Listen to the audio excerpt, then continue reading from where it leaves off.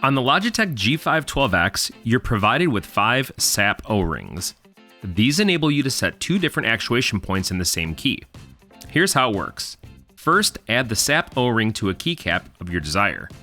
Please make sure you do not add it to the switch. Place the ring on the keycap stem and press it back into position.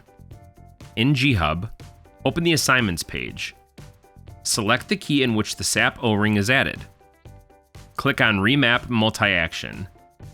Select the O-ring installed option. Assign an actuation distance and a function.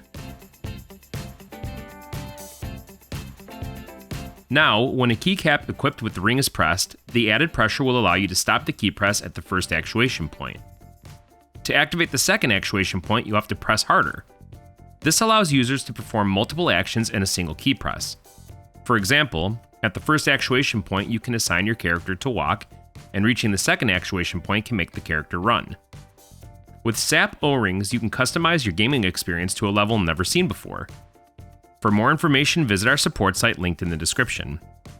Thank you for watching, and I'll see you next time.